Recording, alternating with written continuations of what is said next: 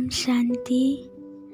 आज हम सभी सत्य परमात्मा का परिचय जानेंगे, उनका सत्य स्वरूप जानेंगे।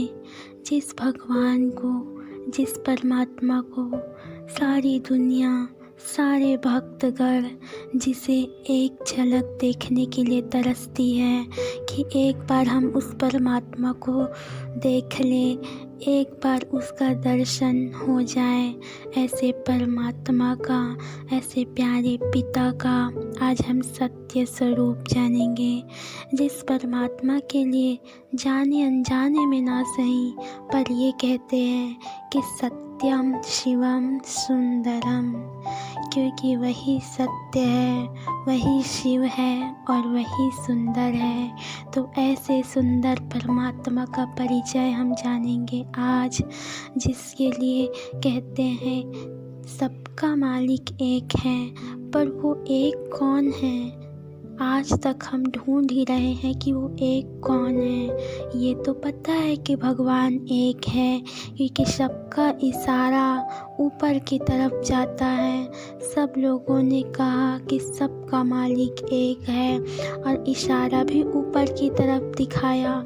तो ऐसे परम पिता परमात्मा का आज सत्य परिचय जानेंगे। तो आप लोगों ने सुना ही होगा आत्मा के बारे में कि आत्मा जो होती है वो अजर होती है, अमर होती है, अविनाशी होती है। ठीक उसी तरह परम पिता परमात्मा के लिए भी कहते हैं कि परमात्मा अजर है, अमर है, अविनाशी है। बस अलग अलग धर्म के लोग अलग अलग नाम से याद करते हैं और उनको मानते हैं। इसका मतलब यह नहीं कि हर धर्म के लोग अलग अलग भगवान हैं, इसीलिए परम पिता कहते हैं। देखेंगे हम अपने पिता को परम पिता नहीं कहते हैं। परम पिता हम सिर्फ एक भगवान के लिए कहते हैं। परम माना उसमें अनन्य शक्तियाँ जो उसमें भरे हुए हैं, सिर्फ परमात्मा के लिए कहते हैं परम पिता। हम अपने लौकिक पिता को कभी नहीं कहे परम पिता, क्योंकि वो हम सब के पिता हैं, हम सब के माता पिता हैं। इसीलिए उनको परम पिता के नाम से नवाजा जाता है। भगवान को दुनिया वाले कई नाम से याद करते हैं, पुकारते हैं। कोई ईश्वर कहता है, कोई खुदा कहता है, कोई भगवान कहता है, कोई वाहेगुरु कहता है और कोई गॉड कहता है। कहने का भावार्थ है चारों धर्म में भगवान को अलग अलग नामों से पुकारा जाता है, पर उसका वास्तविक स्वरूप ज्योति बिंदु स्वरूप है। इसीलिए मंदिर में ज्योत जलाते हैं, मस्जिद में दिए जलाए जाते हैं, गुरुद्वारे में दीपक जलाया जाता है और चर्च में मोमबत्तियाँ जलाते हैं।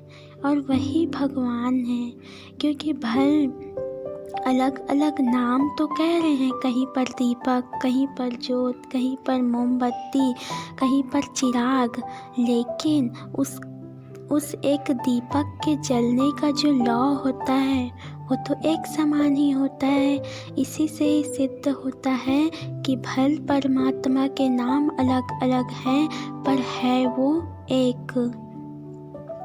सभी धर्म शास्त्रों में किसी न किसी तरह से वर्णन है कि भगवान हमसे वायदा किया था कि जब धर्म की अति ग्लानि होगी तब मैं आऊँगा। तो गीता में भी कहा है ना कि यदा यदा हि धर्मस्य ग्लानि भवति भारत अभ्युत्थानं धर्मस्य तदात्मानं सृजाम्यहम् परित्राणाय साधूनां विनाशाय च दुष्कृतां धर्म संस्थापनार्थाय संभवामि संगम युगे। अर्थात जब जब धर्म की अति ग्लानि होती है तब मैं स्वयं एक साधारण तन का आधार लेकर इस धरा पर अवतरित होता हूँ और अनेक धर्मों का विनाश कर एक आदि सनातन धर्म स्थापन करता हूँ। तो मेरे प्यारे भाइयों और बहनों, आज धर्म की अति ग्लानि नहीं नहीं हो रही है। आप रोज़ न्यूज़पेपर उठा कर देखिए, कहीं न कहीं आज संपूर्ण सृष्टि अधर्म का साम्राज्य फैला हुआ है। इस संसार में कोई भी व्यक्ति संपूर्ण रूप से सुख नहीं है और आज समय की पुकार यह कह रही है कि हर व्यक्ति किसी न किसी बात से हर कोई परेशान है। तो भगवान अपने वायदे अनुसार इस धरा पर आ चुके हैं। अब आपकी बारी है।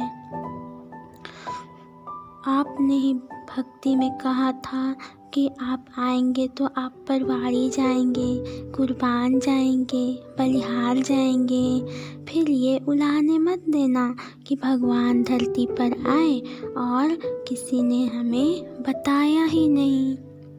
तो आज हमने एक सत्य परमात्मा का स्वरूप जाना कि वो अजर अमर अविनाशी जो ज्योति बिंदु स्वरूप है, जो प्रकाश स्वरूप है, जो हम सब के पिता हैं। तो अब भटकना बंद करें, क्योंकि परमात्मा तो हमारे पिता हैं और जो इस धरा पर आ चुके हैं और जो मिल गया है, जो आ चुके हैं, उसे ढूंढने की या दर दर ठोकर खाने की क्या आवश्यकता। वो भगवान परमपिता परमात्मा शिव है। ओम शांति।